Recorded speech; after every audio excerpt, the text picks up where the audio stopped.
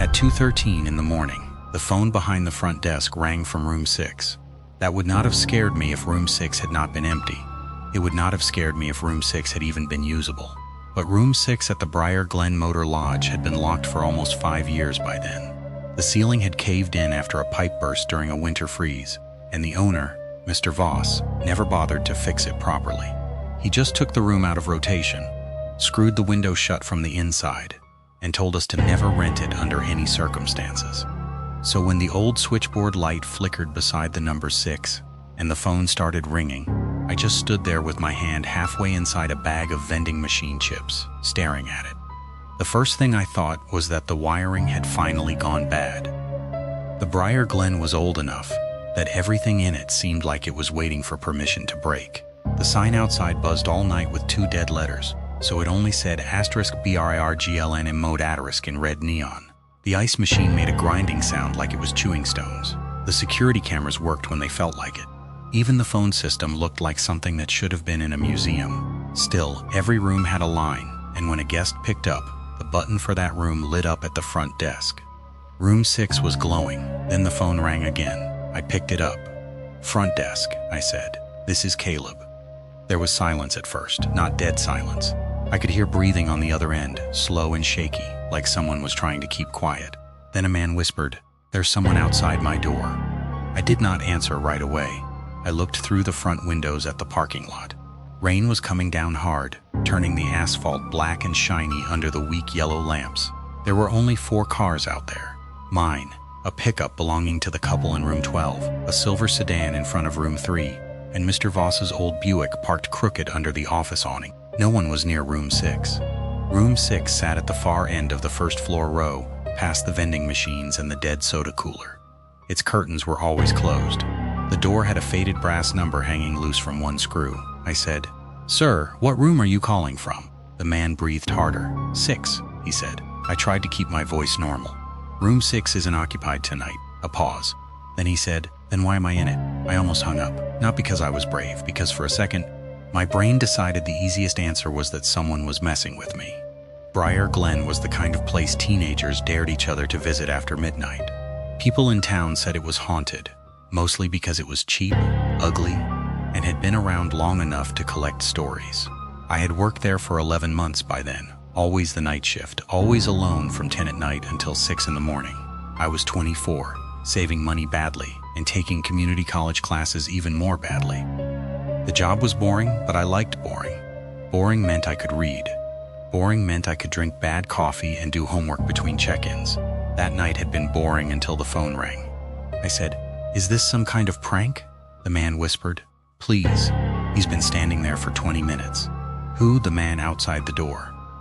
I looked again through the glass. The motel was shaped like a long L with the office at the corner. From the desk, I could see most of the lower rooms if I leaned slightly to the right. Room 6 was partly blocked by the brick ice machine alcove, but I could see its door. No one was there. "Sir," I said, "I'm looking at your door right now. There's nobody outside." The breathing on the line stopped. Then he said, very softly, "He's not facing the door." I felt something move through my chest, a cold tightening. "What do you mean?" "He's facing the window." I did not want to look at the window. That sounds stupid now. I was inside a lit office with a phone in my hand and a locked door between me and the rain. But I remember standing there, knowing that if I looked at the window of room 6 and saw someone standing outside it, something in my life would split cleanly into before and after. I leaned farther to the right. The curtains in room 6 were closed. The narrow strip of walkway outside the room was empty. But just beyond the walkway, near the patch of weeds between the motel and the drainage ditch, there was a shape in the rain. At first, I told myself it was one of the old shrubs. Then lightning flashed somewhere behind the hills, lighting the parking lot white for less than a second. A man was standing there. He was tall and thin, wearing what looked like a dark suit soaked flat against his body. His head was tilted slightly upward, as if he was staring into the window of room 6. I backed away from the glass so quickly my chair hit the wall behind me. The man on the phone whispered, "You see him now. I should have called the police right then." That is the part I think about most. I should have hung up, locked the office, called the sheriff, and stayed inside until someone came. But small towns teach you to doubt your own fear. You grow up hearing people say things like, "Don't make a big deal out of it." And you probably saw a shadow, and nobody wants trouble. So instead of calling 911, I grabbed the heavy flashlight from under the counter and the ring of master keys from the drawer. I told the man, "Stay where you are, I'm going to check." He made a sound that might have been a laugh or a sob. "No," he said, "don't open it. Sir, if someone is outside your room, I need to handle it." He isn't outside anymore. The line clicked, not disconnected, clicked. Like someone in room 6 had gently set the receiver back in its cradle. I stood there listening to the dial tone, then slowly put the front desk phone down. The rain was louder when I stepped outside. It hit the metal awning hard enough to drown out the neon buzz. The air smelled like wet pavement, mildew, and the pine trees behind the motel. I kept the flashlight pointed at room 6 as I walked. There was no man by the window now. That should have made me feel better. It did not. The motel walkway was slick, and the overhead bulbs flickered in their cages. Room 3 had a towel shoved under the door. Room 4 had cigarette burns on the frame. Room 5 was empty and dark. Room 6 waited at the end. The brass number moved slightly in the wind, tapping the door. 666. I stopped outside and listened. For a moment, all I heard was rain running through the gutters. Then something moved inside the room. Not a footstep. Not exactly. More like furniture dragging very slowly across carpet. I raised my fist and knocked. "Front desk," I called. "Is anyone in there?" The sound stopped. I waited. Then, from inside the room, a man whispered, "He's behind me." I nearly dropped the keys. The voice was not coming through a phone now. It was just behind the door, thin and terrified. I found the master key with shaking hands and slid it into the lock. Before I could turn it, someone grabbed my wrist. I screamed and spun around. It was Mr. Voss. He was standing in the rain in his pajama pants, undershirt, an old brown coat, his white hair plastered to his forehead. I had never seen him look scared before. Angry, yes, cheap, constantly, but not scared. "Do not open that door," he said. I tried to pull my hand away. "There's someone inside." "No," he said, "there isn't." I heard him. "Mr." Voss looked at the door, then at the closed curtains. His grip tightened. "You heard what the room remembers." I thought he was drunk. I wanted him to be drunk. "What does that mean?" He took the keys from my hand and stepped between me and the door. "Go back to the office. There's a man standing outside the window. I saw him." Mr. Voss closed his eyes. For a second, he looked so old that I forgot to be afraid of him. "Then it's happening again," he said. I asked him what he meant, but he would not answer there. He made me walk back to the office with him. He locked the door behind us, turned off the front lights, and told me to sit down. Then he pulled a metal cash box from the bottom drawer of the filing cabinet. Inside were old registration cards, newspaper clippings, and a Polaroid photograph so faded it had gone yellow around the edges. He set the photo in front of me. It showed room 6 sometime in the late 90s, back when the doors were painted blue instead of brown.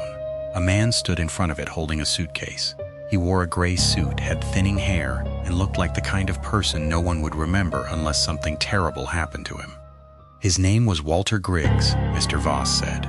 Traveling salesman. Checked in during a storm in October of 1998. Paid cash for one night. I looked at the photo, then at the dark window beyond the office. What happened to him? Mr. Voss did not answer right away. He called the desk around 2 in the morning, he said. Told my wife there was someone outside his door. My skin went cold. She went to check. No one was there. 10 minutes later, he called again and said the man was at the window. My wife told him to lock the door and wait while she called the sheriff. Did she? Mr. Voss nodded. But by the time the deputy arrived, Walter Griggs was gone. Gone where? He looked at me. Just gone. I stared at him, waiting for more. Mr. Voss opened one of the newspaper clippings and slid it across the desk. The headline said, * salesman missing after overnight stay at Briar Glen Motor Lodge. They searched the room, he said. Door locked from the inside. Window screwed shut, suitcase still on the bed. Shoes by the heater. Wallet on the nightstand. No blood. No sign of a fight. Nothing. I looked down at the clipping. Walter Griggs was smiling in the photo they used, but it was not the smile that bothered me. It was his eyes. I had seen those eyes before. Not in person. Not exactly. But I knew the look. It was the look of someone listening to a sound no one else could hear. Mr. Voss said room 6 stayed open for a few years after that. But strange things kept happening. Guests complained about phone calls from inside the room when they were standing at the front desk. Maids heard someone moving around after checkout. One woman ran out in the middle of the night and said a man in a wet suit was standing at the foot of her bed, asking if she had seen his sample case. Finally, after the pipe burst and ruined the ceiling, Mr. Voss closed it permanently. "Why didn't you tell me?" I asked. He gave me a tired look. "Would you have taken the job?" That was when the switchboard lit up again. Room 6. The phone rang once, then twice. Neither of us moved. On the third ring, Mr. Voss reached for it, but I grabbed it first. I do not know why. Maybe because I had heard the man's voice first. Maybe because fear makes you stupid in ways that feel like responsibility. I lifted the receiver. This time, there was no breathing, only rain. Then Walter Griggs whispered, "He wants the clerk now." The office lights went out. The neon sign outside kept buzzing red through the glass, flashing broken letters across Mr. Voss's face. For a few seconds, neither of us spoke. Then something slid under the office door, a white plastic keycard. That was impossible for two reasons. First, the gap under the office door was too narrow. Second, Briar Glen did not use keycards. We still used metal keys with cracked plastic tags. Mr. Voss did not pick it up, so I did. The card was clean and dry. Printed on the front in black letters was *Room 6, and underneath that was my full name, *Morris. I quit before sunrise. Mr. Voss did not try to stop me. He just sat behind the desk with the old cash box open, staring at the switchboard like he was waiting for it to ring again. 2 months later, the Briar Glen Motor Lodge shut down for good. The official reason was electrical failure. The building still sits there on Route 9, empty and fenced off, with half the sign hanging loose. I drive past it sometimes when I visit my mother. I always tell myself I will not look, but I always do. And last winter, during a hard rain, I saw one light on in the whole place. Room 6. There was a man standing in the window. Not outside it. Inside, and even from the road, even through the rain, I could tell he was holding something flat and white against the glass. A key card, waiting for me to come back. Part 2. The church bell at 3:17. The first time the church bell rang, I was standing in my grandmother's bedroom with her ashes in a cardboard box. It was 3:17 in the morning. I know the exact time because I had been staring at the alarm clock on her nightstand, unable to sleep, wondering how long a house could keep smelling like someone after they were gone. Then the bell rang once. Deep, slow, so loud that the window glass trembled in its frame. I stood there in the dark, holding that box against my chest, and for one stupid second I thought my grandmother had knocked from inside it. That is how tired I was. That is how grief can make ordinary sounds feel personal. But there was nothing ordinary about that bell. St. Bartholomew's Church had not had a bell since 1986. Everyone in Bellwether knew that. It was one of those little facts people repeated whenever outsiders asked about the church on the hill. The bell tower still stood above the town, black and narrow against the tree line, but the bell itself had been removed after the steeple fire. At least, that was the story. No bell, no services, no reason for anything up there to make a sound. And still, at 3:17 in the morning, something rang across town. Once, then silence. I did not move for almost a minute. My grandmother's house was small, old, and too quiet without her oxygen machine humming in the corner. It sat on Finch Street, 3 blocks from the square, with a clear view of the church tower if you stood at the upstairs hallway window. I walked there barefoot, still holding the ashes. Rain had started sometime after midnight. It moved in silver lines under the streetlights and made the empty road shine like black glass. Most of Bellwether was asleep. The hardware store was dark. The diner sign buzzed faintly in the distance. A porch light flickered on across the street, then went out again. Up on the hill, Bartholomew's stood exactly where it always had. Dark windows, broken front steps, old stone walls wet with rain. But in the bell tower, something moved. Not a person, not clearly. Just a shape crossing behind the open slats where the bell should have been. I blinked and it was gone.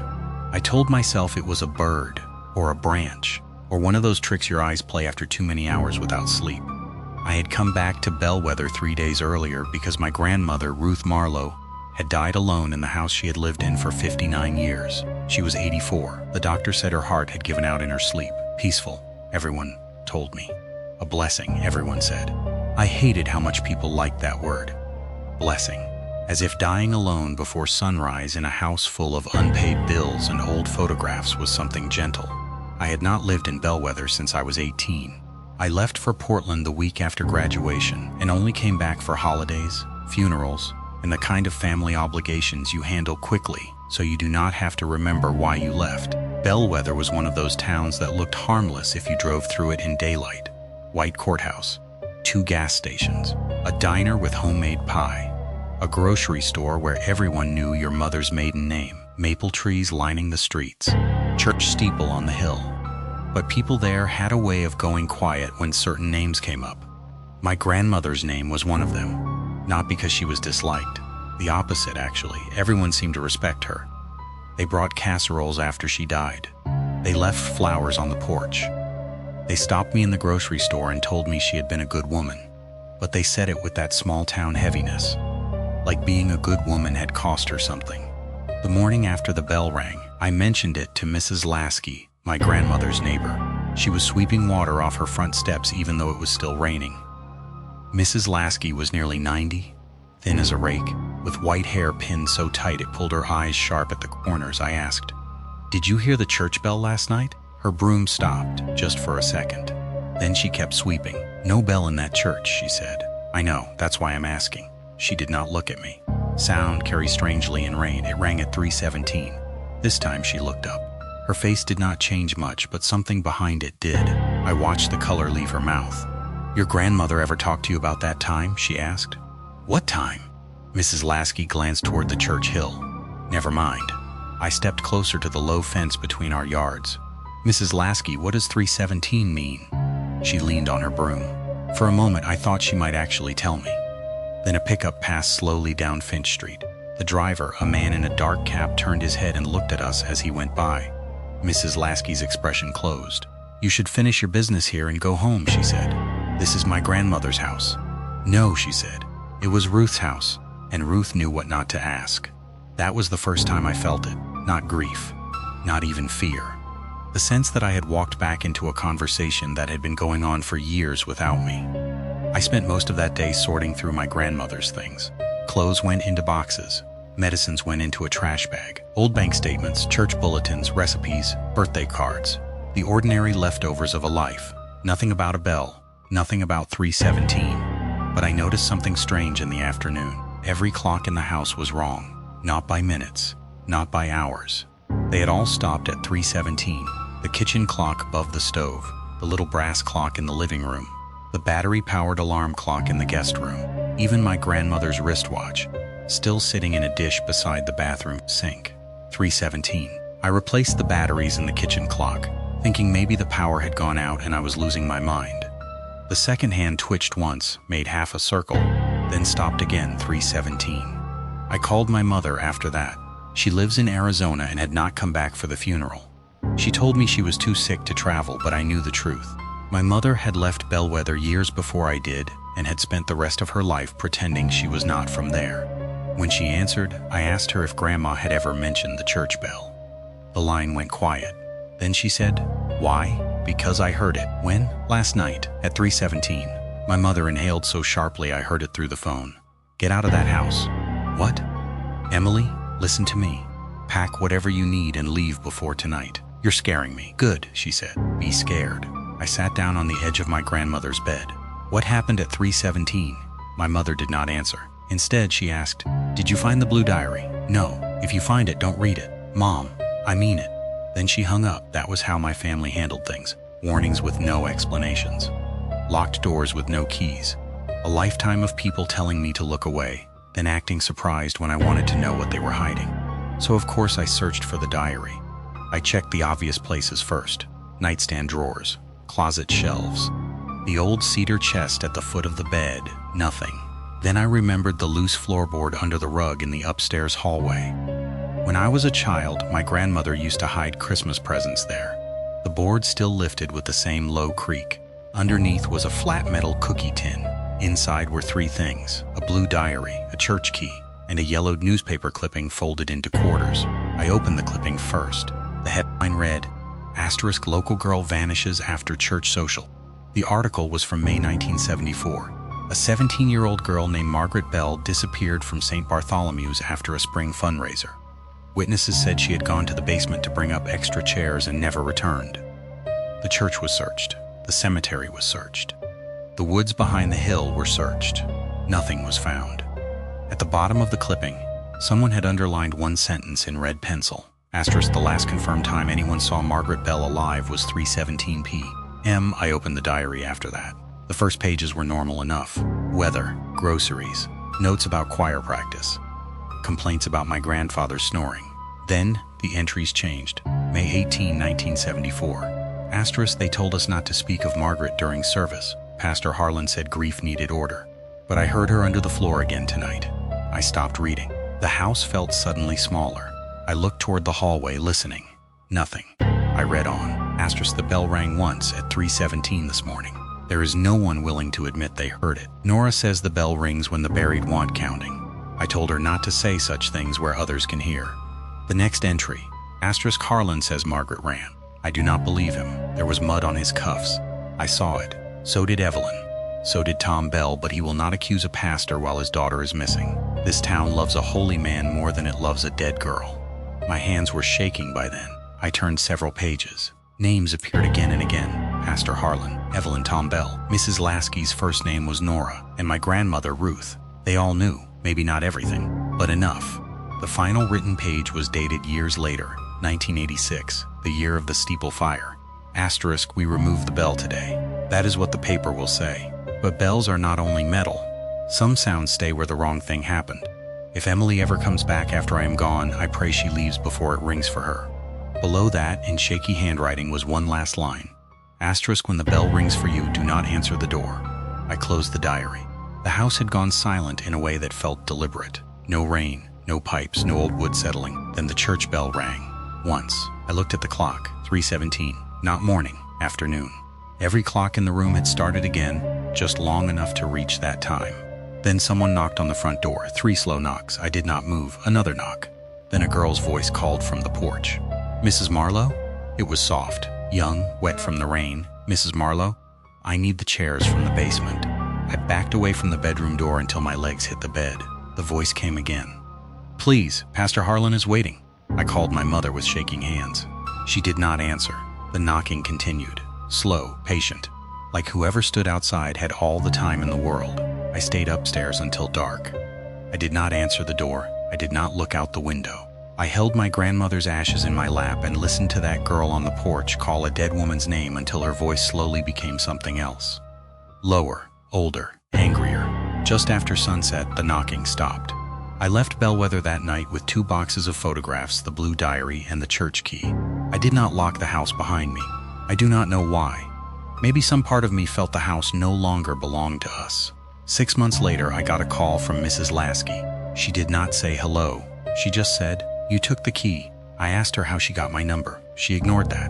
"The church door is open now," she said. I felt my stomach drop. "What do you mean?" But she had already hung up. I have not been back to Bellwether. Not yet. But every few weeks, always at 3:17, my phone rings from an unknown number. I never answer. Last night it went to voicemail. There was no message at first, only the sound of rain. Then a bell rang once, and a girl whispered my name. Part 3. The man beside the county road. The first time I saw the man beside County Road 18, I thought he was going to freeze to death. The second time I saw him, I thought I was losing my mind. The third time, I realized he had been inside the truck with me the whole night. My name is Daniel Price. I was 32 when this happened, working winter road maintenance for Warren County, a small place tucked between pine forest, dairy farms, and the kind of hills that turn ugly when snow starts coming sideways. Most people only think about plow drivers when we are late. They do not think about the hours before sunrise, or the roads that disappear under ice, or how dark a small town gets when the power goes out and every house becomes a black shape behind a wall of snow. I worked the night route. County Road 18 was part of it. Nobody liked that road. It ran 12 miles between Briar Falls and Mill Junction, cutting through a stretch of woods locals called Hollow Bend. There were no houses for almost 6 miles. No streetlights, no gas stations, no cell service. Just black trees, old fence posts, drainage ditches, and a narrow 2-lane road that twisted enough to make you feel like you were driving in circles. Dispatch always told us to keep moving through Hollow Bend. Do not stop unless there is a vehicle in the road. Do not get out unless you have to. I used to think that was just because of the ice. Then came the blizzard in February. The storm hit around 9 at night. By midnight, the county had declared emergency travel only. By 1, I was already on my second pass of Route 18, pushing heavy wet snow toward the shoulder while the salt spreader rattled behind me. The radio was mostly quiet. Every now and then dispatch would check in. Unit 4 status? Still moving, I would say. That was all anyone wanted to hear on nights like that. Still moving meant alive. Still moving meant the truck had not slid into a ditch. Still moving meant you had not found something in the road that did not belong there. I was maybe 2 miles into Hollow Bend when my headlights caught him. A man standing on the right shoulder. He was just beyond the curve, where the trees leaned close over the road. I saw him for only a second before I hit the brakes. He wore a dark coat, no hat, no gloves, and he was standing perfectly still with his hands at his sides. Snow blew around him so hard he should have been half covered. But he was not. I stopped about 30 feet away and grabbed the radio. Dispatch, this is Unit 4. I've got a pedestrian on County 18, Hollow Bend area. There was static. Then Marcy, the dispatcher, came back. Say again, pedestrian, male, standing on the shoulder. No vehicle in sight. The radio went quiet longer than I liked. Then Marcy said, Daniel, keep moving. I stared at the man through the windshield. Marcy, he's going to freeze out here. Keep moving. There was something in her voice I had never heard before. Not panic, warning. The man did not wave, did not step forward, did not shield his face from the wind. He just stood there, looking toward the road, not at me, past me, like he was waiting for another car. I put the truck in park and reached for my coat. Marcy's voice snapped through the radio. Unit 4, do not exit the vehicle. I froze.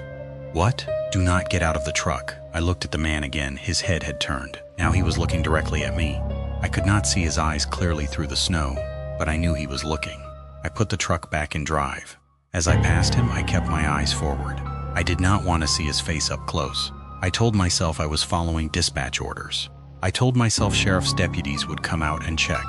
But deep down, I knew nobody was coming to Hollow Bend in that weather. About a mile later, I saw him again. Same side of the road, same dark coat, same stillness. I slammed the brakes so hard the salt spreader banged behind me. That was impossible. There was no shortcut through that part of the woods. No trail, no driveways. No way a man on foot could have moved a mile ahead of a plow truck in less than 2 minutes. I grabbed the radio. Marcy. No answer. Dispatch, this is Unit 4. I'm seeing the same pedestrian again. Static. Then Marcy said very quietly, where? About a mile south of the first sighting. Another pause. Daniel, listen to me. Do not look at him when you pass. That made my stomach tighten. Just keep driving. Why won't you send someone? Because if it's who I think it is, sending someone won't help. I wanted to laugh. I almost did. Not because anything was funny, but because fear sometimes comes out wrong when you are alone in a truck at 2 in the morning, with snow sealing off the world. I passed him again. I did not look, but as the truck rolled by, something hit the passenger side window. Tap. Not hard. Just one soft tap, like a knuckle against glass. I kept driving. The road curved left, then dipped toward the old railroad crossing. The crossing had not been active for 20 years, but the signs were still there, bent and rusted. Snow collected around them in high white drifts. That was where I saw him the third time. This time he was standing in the middle of the road. I stopped. The plow blade was maybe 10 feet from him. He stood in the headlights, snow blowing through the beam around his body. His coat hung open now. His shirt underneath was pale and old-fashioned, buttoned to the throat. His skin looked gray in the light. I reached for the horn. Before I pressed it, the radio hissed. Not dispatch. A man's voice came through. Don't leave me out here. I stared at the radio. The voice was weak, distant, full of static.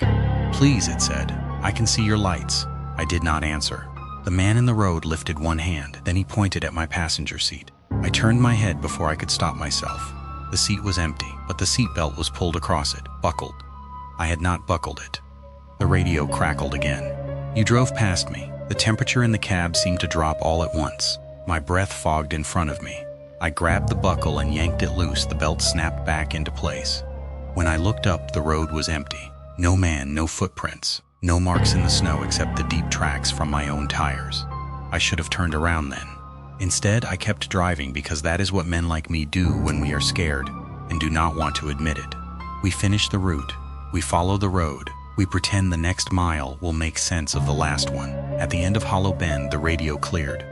Marcy said, Unit 4, are you through? I could barely speak. Yes, do not go back that way tonight. I still have the return pass. No, she said. You don't? I parked at the county garage just before dawn. My hands hurt from gripping the wheel. I sat there for a while with the engine running, watching the snow pile up against the bay doors. Marcy came out to meet me. She was in her 50s, tired looking, with a cigarette she did not light. She looked past me at the truck before she looked at my face. You saw him more than once, she said. I nodded. She closed her eyes. Did he get in? I did not answer. She knew anyway. Inside the office, she told me the story. In 1979, a man named Russell Vane got stranded on County Road 18 during a storm. His car slid into the ditch near Hollow Bend. Back then, the county did not have GPS tracking, and the storm knocked the phone lines down. Russell tried walking toward town. A plow driver passed him. That driver later swore he thought Russell was only a mailbox or a fence post in the snow. He did not stop. Russell's body was found 2 days later, less than a mile from the road. After that, drivers started reporting a man on the shoulder during storms. Always in Hollow Bend. Always when visibility was bad. Sometimes he stood beside the road. Sometimes he appeared farther ahead. Sometimes he tapped on the glass. And sometimes, Marcy said, he rides along until he finds someone who feels guilty enough to stop. I asked what happened if they stopped. Marcy looked at me for a long time. Most of them don't come back to tell us. I quit before the end of winter. I told everyone it was because of my back, and most people believed me. Small towns accept simple explanations when the truth would require too much talking. A week after I quit, I remembered the dash cam. Every county truck had one mounted behind the windshield. I do not know why I wanted to see the footage. Maybe I needed proof.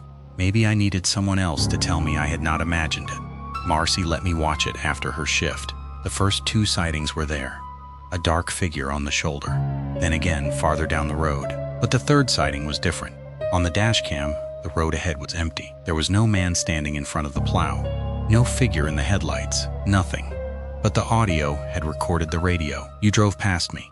Then the camera view shifted slightly as I turned my head toward the passenger seat. That was when we saw him. Not outside. Inside. For less than 2 seconds, the dash cam caught the reflection in the windshield.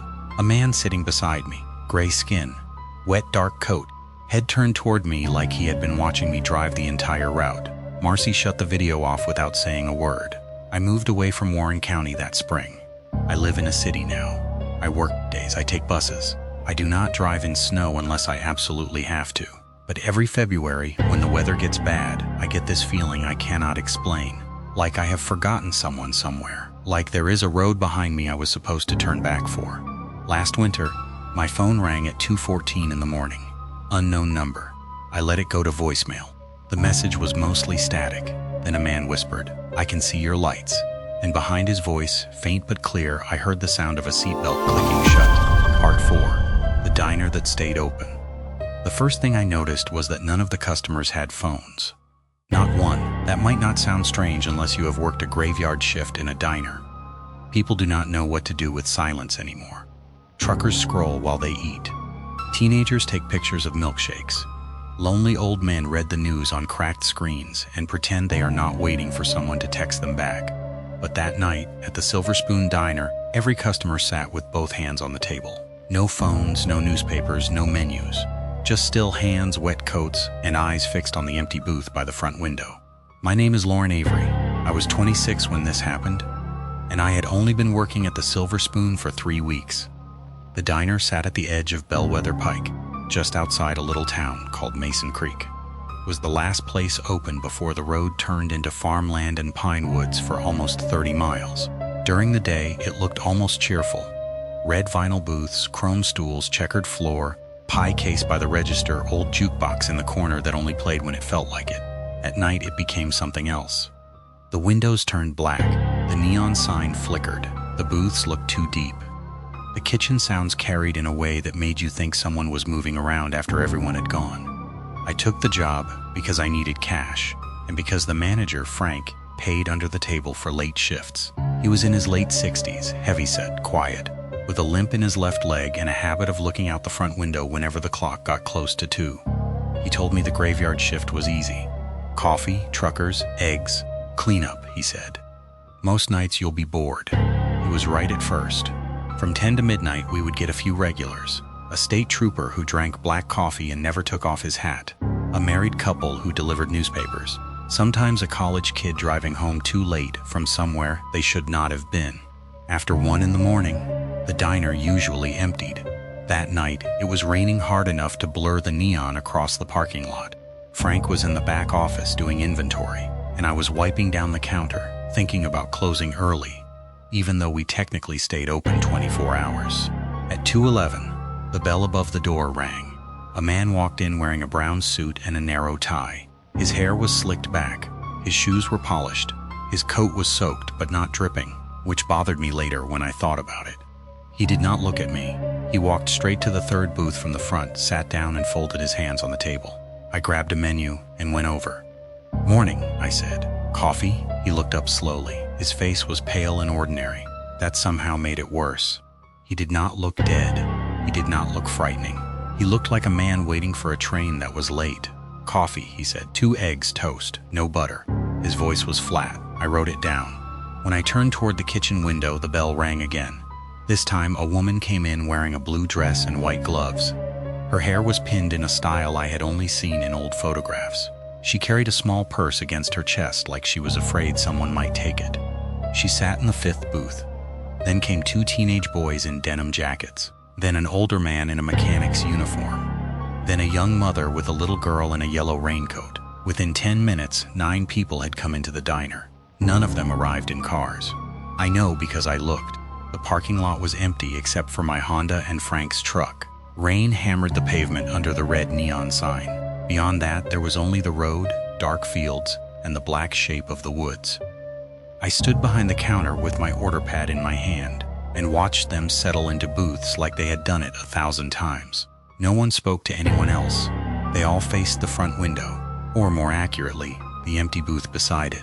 That booth had been closed since I started working there. The vinyl seat was split down the middle, and Frank kept a little metal sign on the table that said, "Asterisk, please choose another seat." I had asked him once why he did not just repair it. He said, "Some seats are better left empty." I thought he was being dramatic. I walked to the kitchen window and clipped the first ticket. "Frank," I called, "we got people." No answer. I pushed open the swinging door. The kitchen was empty. The grill was hot. The fryer light was on. A half-cut onion sat on the prep board. But Frank was gone. I checked the back office. Empty. The rear door was locked from the inside. I came back out and all 9 customers were looking at me. Not impatiently, not hungrily, just looking. The man in the brown suit lifted one finger and pointed toward the empty booth. I tried to smile. "Sorry, that table's closed." No one reacted. The little girl in the yellow raincoat turned her head toward the front window and said, "She's late." Her mother placed a hand on her shoulder.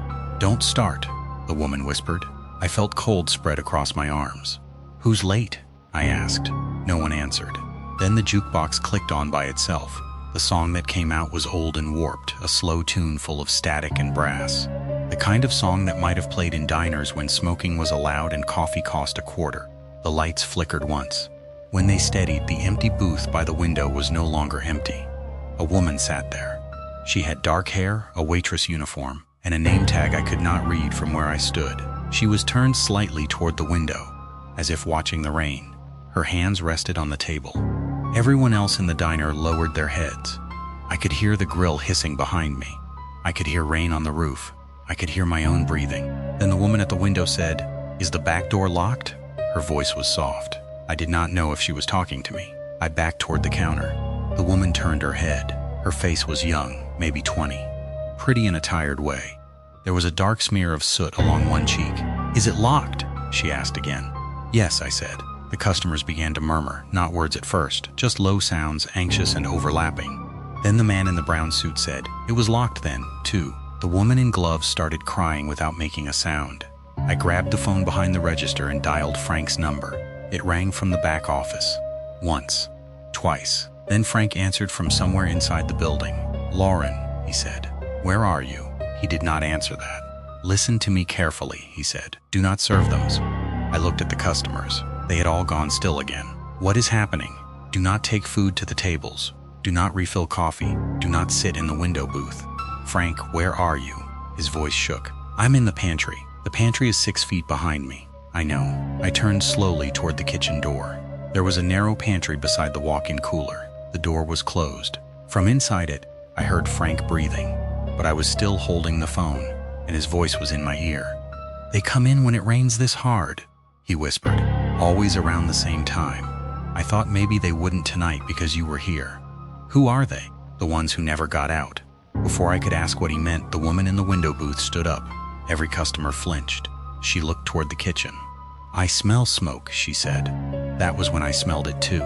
Not cigarette smoke, not burnt toast. Thick, old smoke. The kind that gets into curtains and hair and lungs. A thin gray line curled under the kitchen door. I dropped the phone and ran to the pantry. Frank was inside, sitting on an overturned bucket, white-faced and shaking. He had a scar along one side of his neck I had never noticed before. Pale and puckered, disappearing under his collar. He grabbed my wrist. "Back exit," he said, "now. But the door is locked. It opens for the living." We ran through the kitchen. Smoke was filling the ceiling, spreading too fast, too dark. The grill flames were low and blue. The swinging door to the dining room moved back and forth on its hinges, though no one had touched it. From the other side, the customers began to knock on their tables. Slow at first, then faster. 9 sets of hands. Knock, knock, knock. Frank shoved open the back door. Cold rain hit my face. I stumbled into the alley behind the diner and turned back, expecting to see fire in the windows. There was no fire. The diner looked normal from outside. Red neon, rain, chrome trim, warm light through the glass. But through the front window, I saw the customers still sitting in their booths. And I saw the young waitress standing in the empty booths place, one hand pressed to the window. Frank pulled me toward his truck. We sat there until dawn. Only then did he tell me the truth. The silver spoon had burned in 1978, not completely. Not enough to tear it down, but enough. It happened during a storm after midnight. Kitchen fire, according to the report. Grease caught, wiring failed. Smoke spread before anyone understood what was happening. The front door jammed. The back door had been locked from the outside because the owner was afraid employees were stealing food. 10 people died. 9 customers. 1 waitress. Frank had been the dishwasher. 17 years old. He had been taking trash out when the fire started, and he was the only one who survived. The owner rebuilt the diner 6 months later. Same name, same sign, same floor plan, same front window booth. "Why keep it open?" I asked him. Frank looked at the building through the rain-streaked windshield. "Because if it closes," he said, "they come looking for whoever left. I quit that morning." Frank did not argue. He paid me for the full week in cash and told me to forget the silver spoon existed. I tried. A year later, I passed through Mason Creek with my boyfriend on the way to visit his family. I did not tell him about the diner. I did not even realize we were close until I saw the red neon through the rain. The silver spoon was still there, still open, still glowing. My boyfriend slowed down and said, "You hungry?" I said no so sharply that he looked at me like I had slapped him. As we passed, I looked through the front window. The diner was full. The man in the brown suit, the woman in gloves, the boys in denim jackets, the mechanic, the mother, the little girl in the yellow raincoat. Frank stood behind the counter, pouring coffee with a blank expression. And in the window booth sat a woman in a waitress uniform. Not the young woman with soot on her face. Me. I saw myself sitting there with both hands folded on the table, staring out through the rain. When our car passed the window, the version of me inside turned her head and smiled. Since then, I do not go through Mason Creek after dark. I do not eat at diners when it rains. And when I hear the little bell above a restaurant door, I always look at the front window first, just to make sure there is no empty booth waiting for me. Part 5. The house at the end of Miller Lane, I heard the child counting before I found the wall. That is the part I still cannot explain. Not the house, not the old records, not even the handprints. The counting, because at the time, I was alone in a basement with a broken staircase, a flashlight between my teeth, and a pry bar in my hand. And from somewhere behind the concrete, a little girl whispered, 17, 18, 19.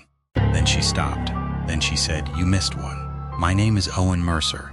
I was 38 when this happened, and I had been doing repair work around Ashford, Pennsylvania, for most of my adult life. Not real construction, exactly. I was the guy people called when they needed porch steps rebuilt, gutters cleaned, drywall patched, windows sealed before winter, that kind of thing. Small town handyman work.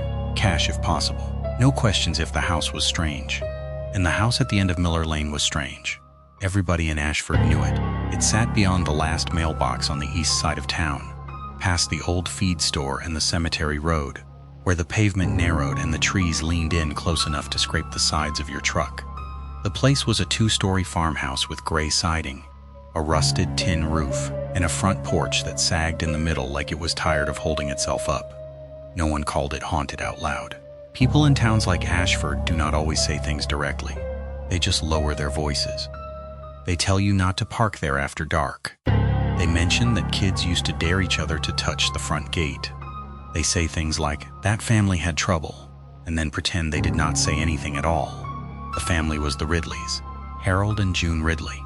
They had lived there for nearly 40 years. By the time I got the call, Harold was dead, and June was in her late 70s, though she looked older when she opened the door. She was small and stiff, with white hair cut close to her head and eyes so pale they almost looked empty. She wore a sweater even though it was June, and she held the door open only wide enough for her face. "You're the repairman?" she asked. "Owen Mercer," I said. "You called about basement steps." She looked past me toward the road. "You came alone?" "Yes, Mom." For some reason, that seemed to satisfy her. The inside of the house smelled like dust, lemon cleaner, and something damp underneath. The living room was neat in the way old people's homes can be neat when nobody really lives in them anymore. Plastic covers on the furniture. Family photographs turned slightly away from the windows. A grandfather clock that had stopped at 6:12. June led me to the kitchen without offering coffee or small talk. "The basement stairs are soft," she said. "I need them safe enough for a man from the oil company to get down there." "How long have they been bad?" "A while." She unlocked the basement door with a key from around her neck. That was the first thing that bothered me.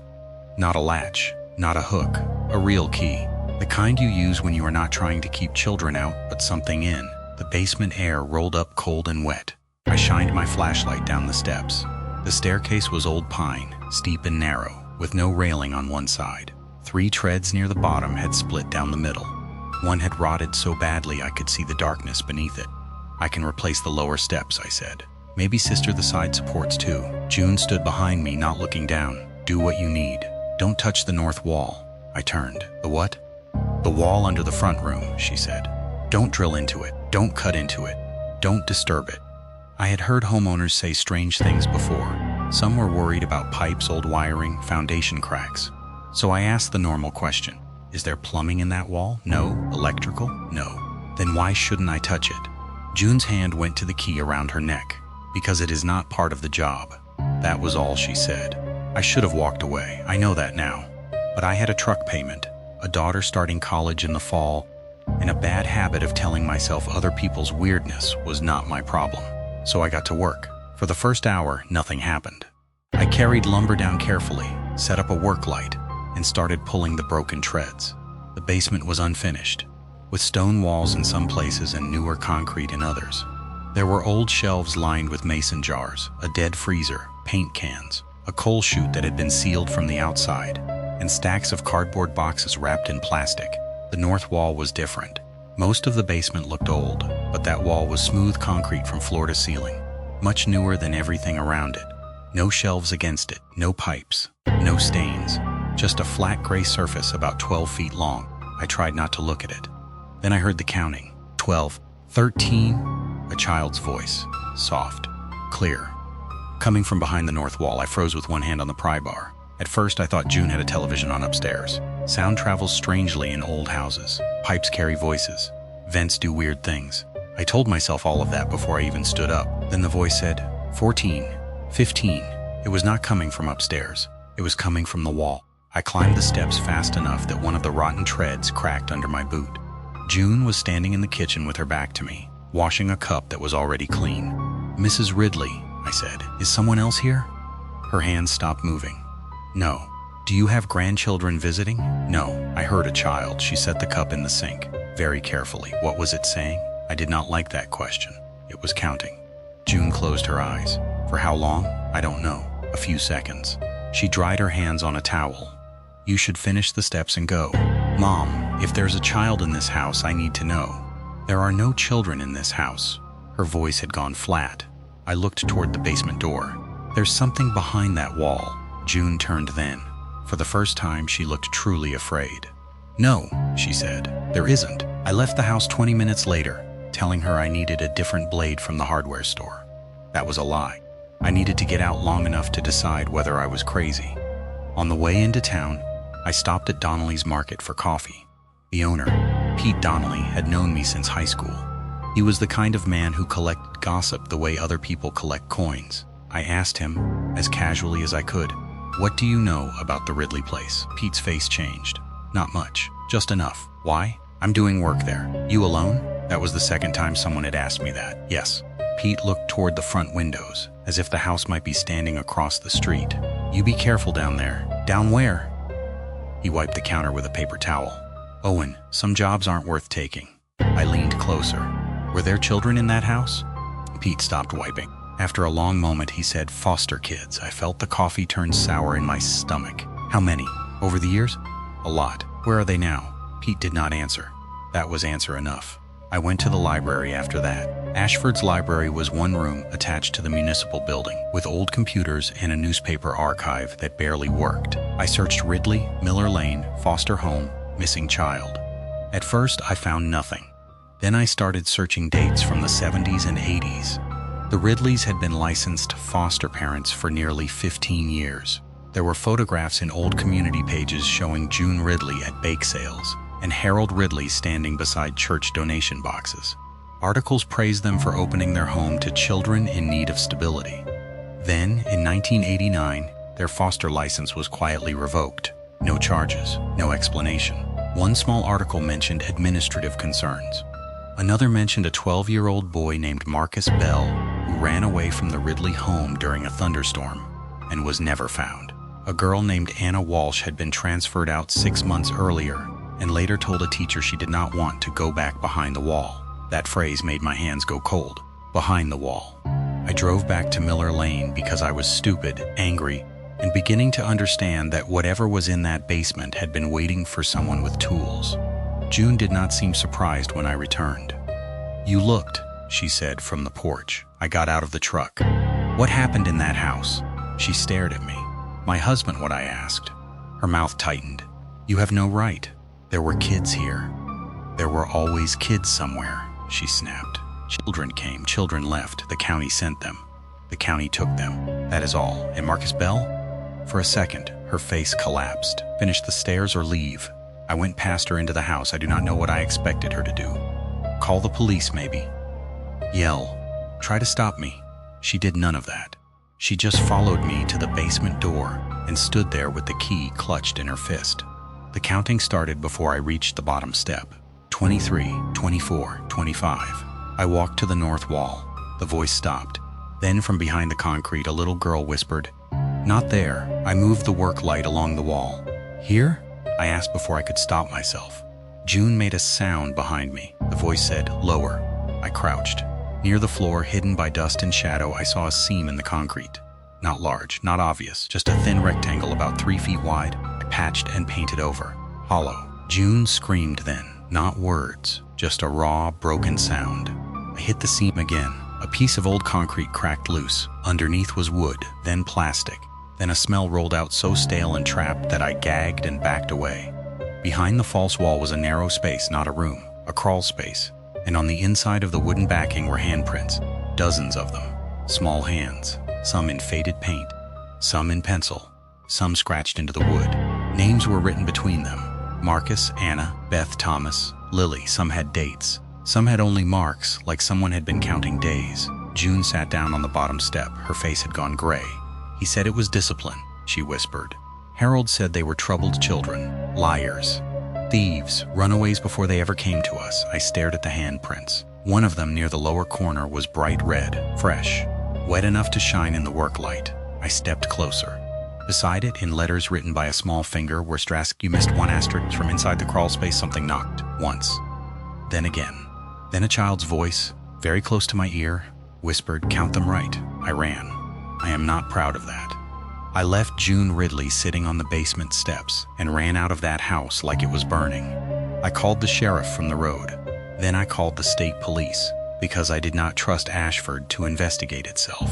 They found remains behind the wall. More than one child. Not all of them. That was the phrase the detective used. Not all of them. June died before the trial. Heart attack, according to the paper. Harold was already gone, safe in the ground with his secrets. though people in Ashford finally started saying his name differently.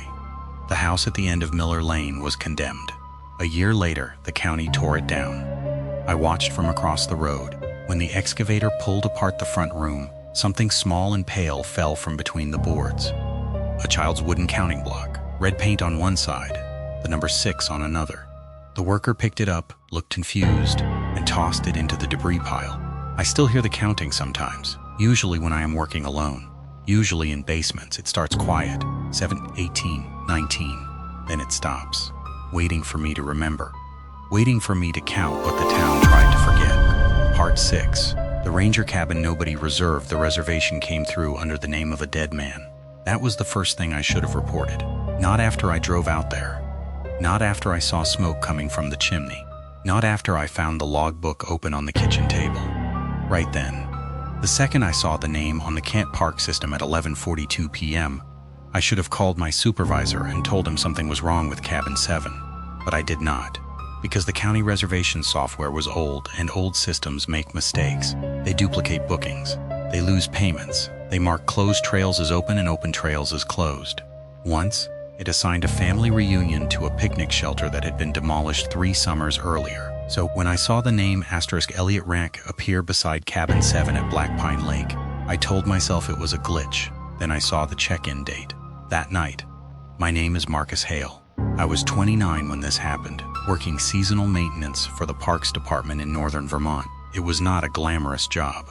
I cleaned fire pits, hauled trash, checked trail signs, restocked cabins, cleared fallen branches, and answered calls when tourists locked themselves out or complained that nature had too many insects.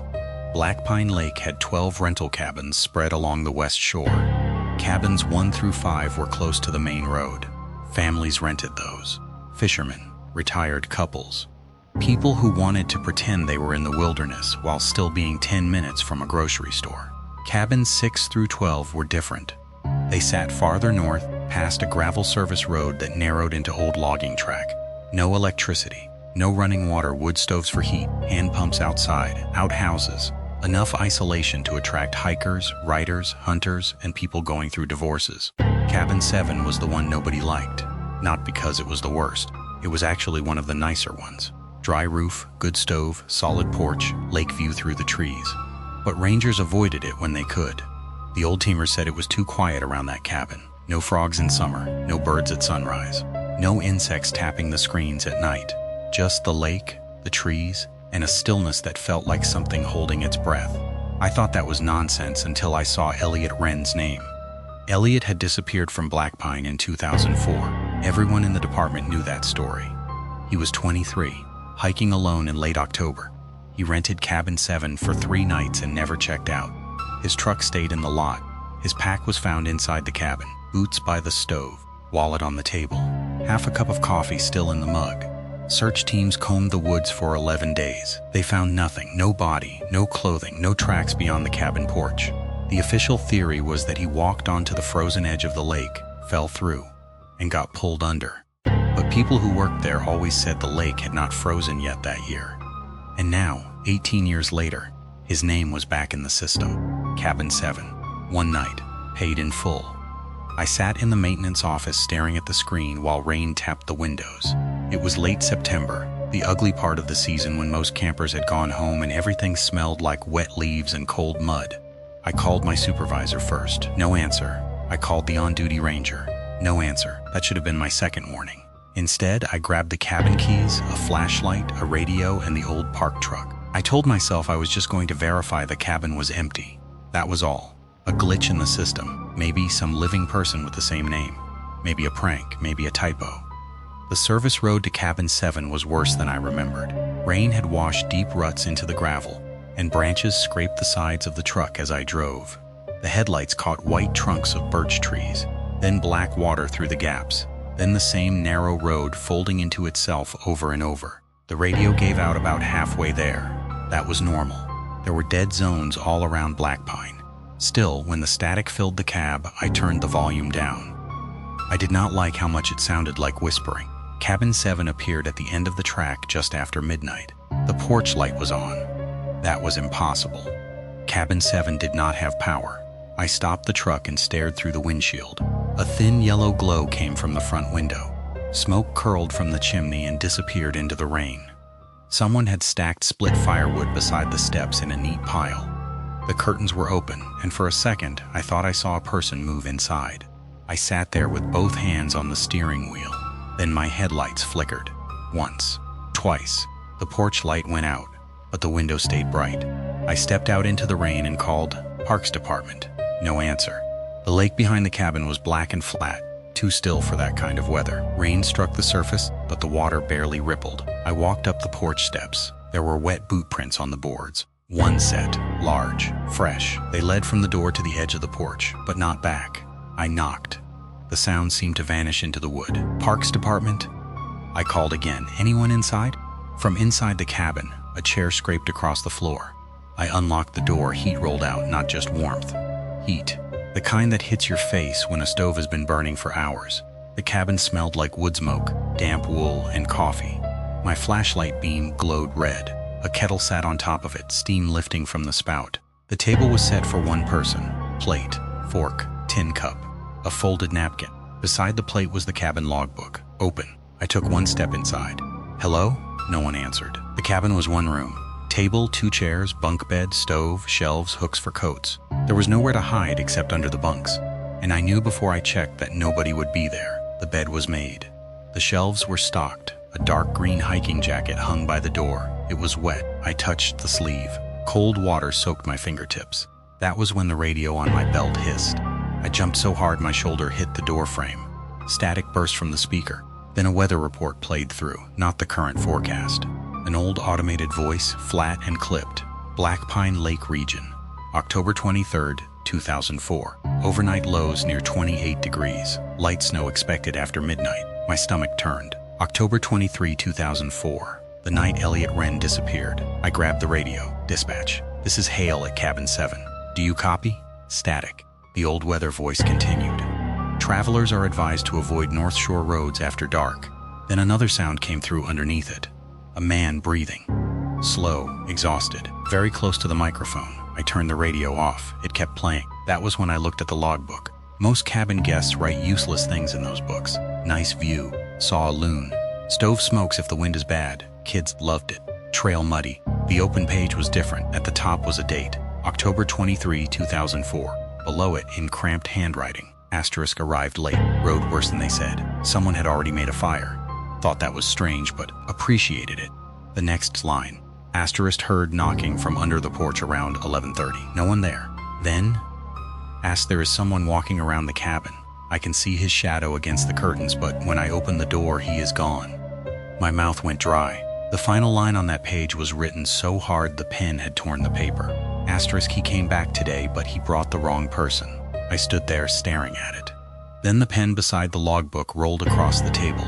It stopped against my hand. I backed away. The stove popped. Outside, something moved beneath the porch. A slow dragging sound. Wood creaked under my boots. I looked down. There were gaps between the floorboards, narrow black lines filled with shadow. Through one of them, something pale shifted beneath the cabin. Not an animal. Too still. Too deliberate. Then a man's voice came from under the floor. "You're not Elliot." I ran for the door. The door would not open. I pulled hard enough to hurt my shoulder. The lock was turned. I could see that. The latch was free. There was nothing holding it shut. Still, it would not move. Behind me, the radio came back on. This time it was not the weather report. It was my own voice, recorded somehow. "Parks Department," it said. "Anyone inside?" Then another voice answered. A young man, terrified. "Don't let him in." The floorboards creaked again, one by one, from the back of the cabin toward me. Like someone underneath was crawling with both hands pressed against the wood. I grabbed the poker from beside the stove and swung it at the window. The glass cracked but did not break. I hit it again. On the third hit, the pane shattered outward into the rain. Cold air rushed in. The pressure in the room changed, and the cabin door flew open behind me with such force it slammed against the wall. For 1 second, everything went quiet. Then the thing under the floor knocked once, twice, 3 times. The same rhythm people use when they want to be invited in. I climbed through the broken window because I was closer to it than the door. Glass cut my jacket. Rain hit my face.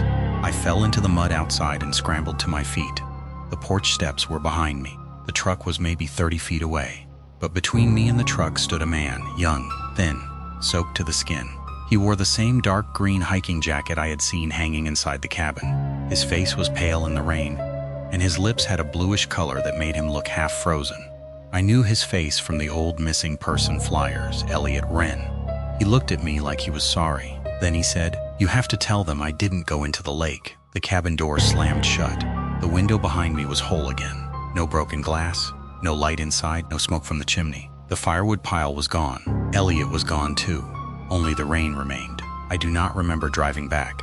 I remember the service road appearing in pieces under the headlights. I remember the radio whispering old weather reports.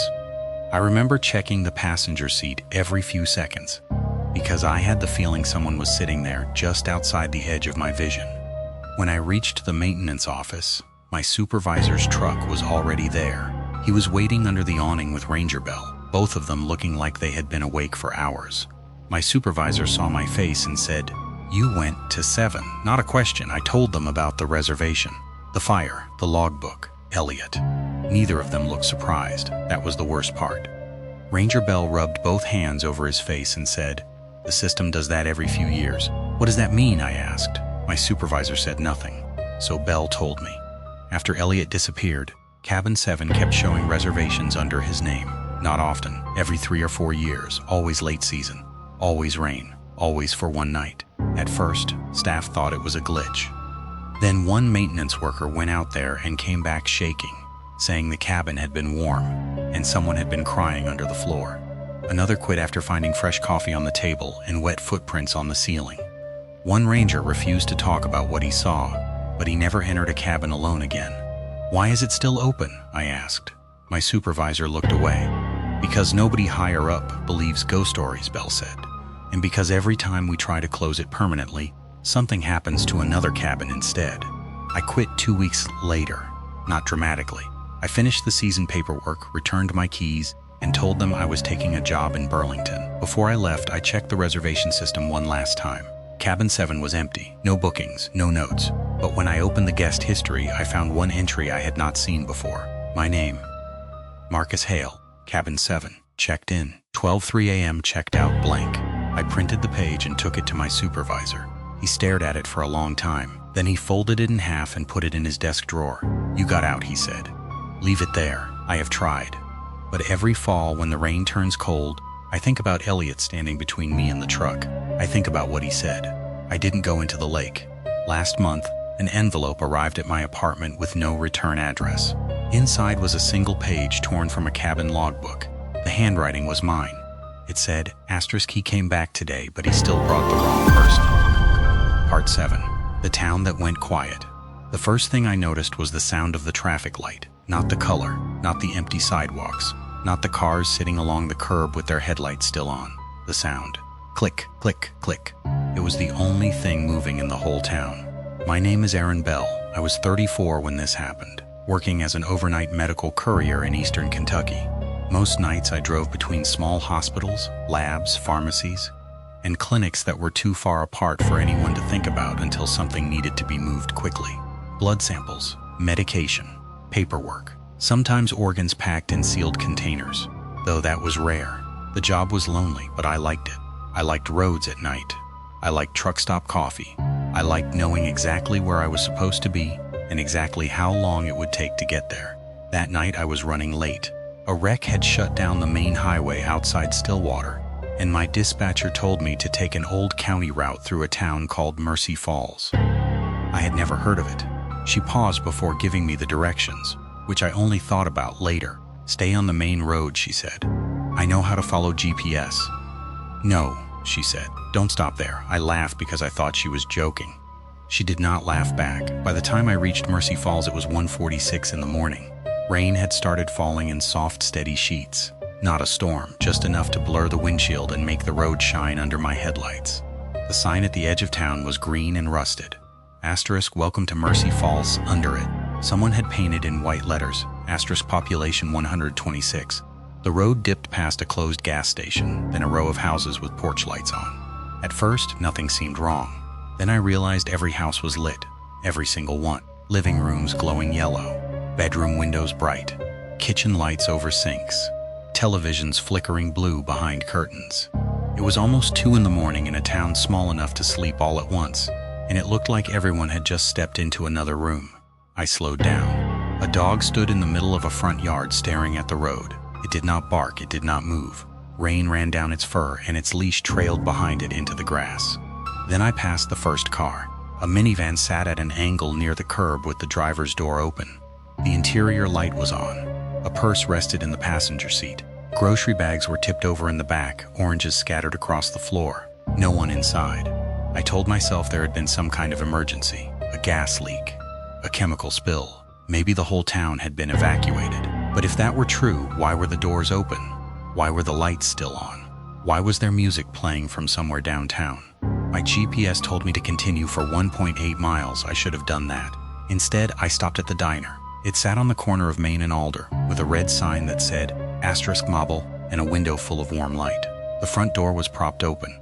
Inside, I could see booths, counter stools, coffee cups, half-eaten plates. I sat in the van for almost a full minute before getting out. The medical cooler's passenger seat hummed softly. I remember looking at it and thinking absurdly that my delivery was going to be late. Then I stepped into the rain. The bell above the diner door rang when I pushed it open. "Hello?" I called. No answer.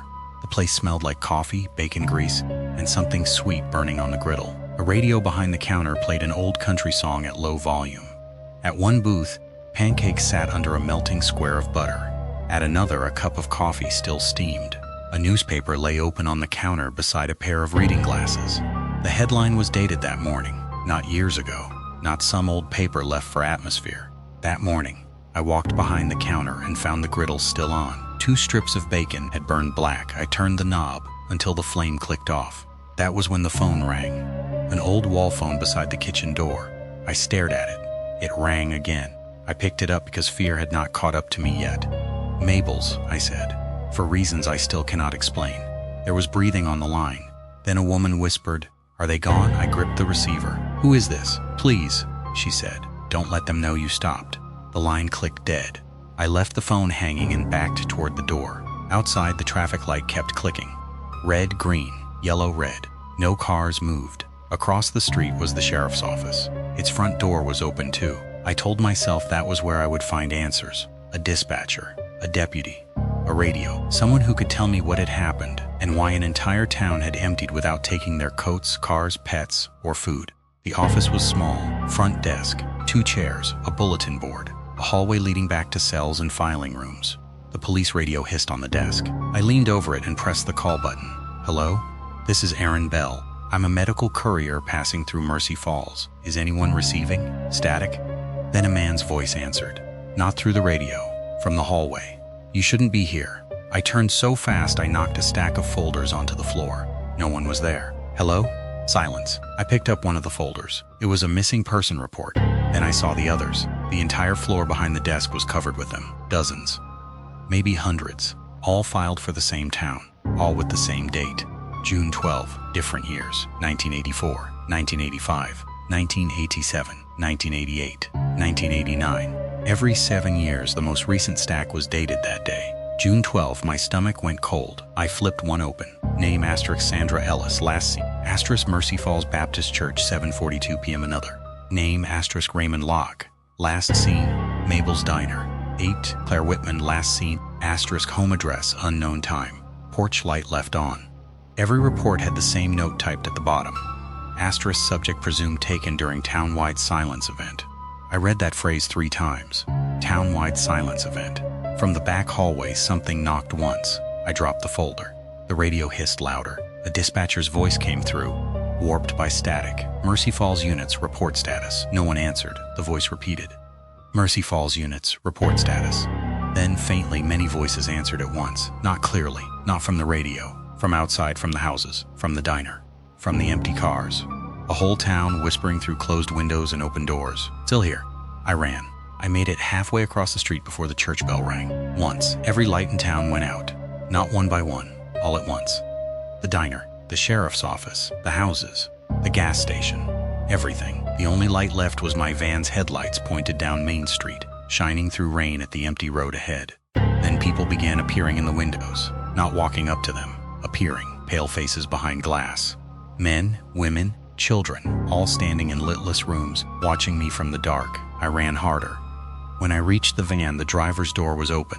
I knew I had shut it.